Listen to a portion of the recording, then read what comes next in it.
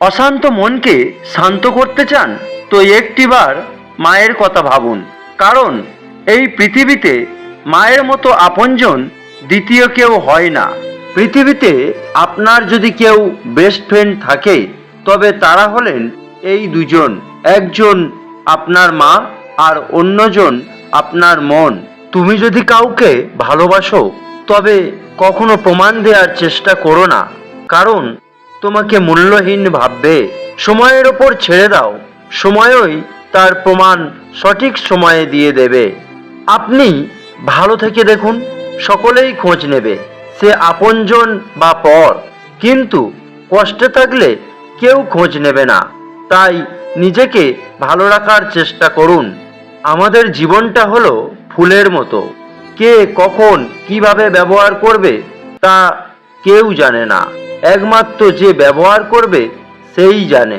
কারণ একটা ফুলকে পূজায় নাকি খোপায় নাকি মোড়ার জন্য তৈরি মালায় না ফুলদানিতে রাখবে, একমাত্র ব্যবহারকারীই জানে।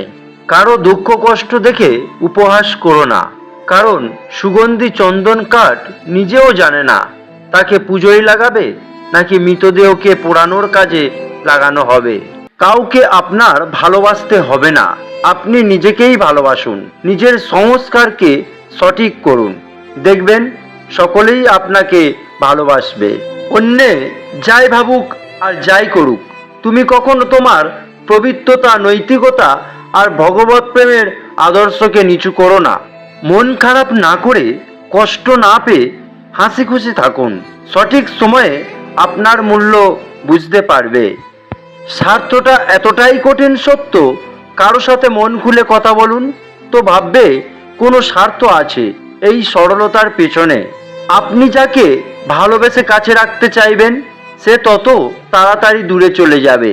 পথেরও একটা গন্তব্য থাকে, একটা জায়গায় শেষ হবেই, কিন্তু জীবন কোথায় শেষ হবে কেউ বলতে পারে না।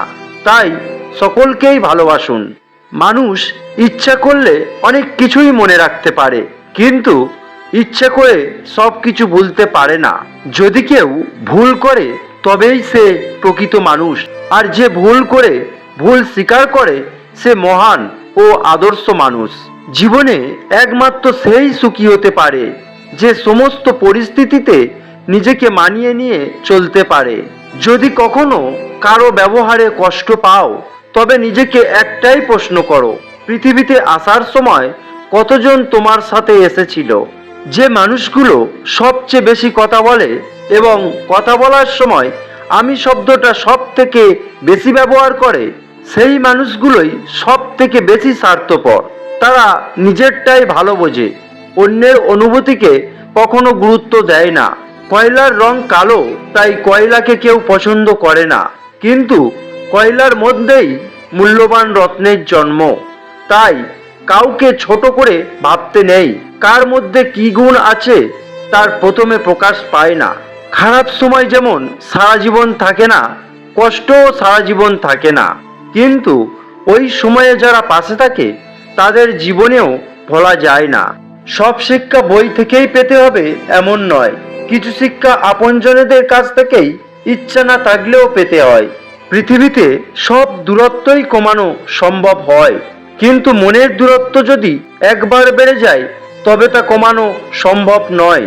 বর্তমান সমাজে বাস্তবতা এতটাই কঠিন যে কখনো কখনো নিজের প্রিয় বস্তুটিকে ত্যাগ করতে হয়। একজন মানুষ কতটা শিক্ষিত তা তার ডিগ্রি দেখে নয়, আচার আচরণ কথাবার্তা থেকেই বোঝা যায়। শত্রুতা কখনো বাইরের লোক হয় না, শত্রুতা আপনজন থেকে আসে। কথাটা একটু ভেবে দেখুন।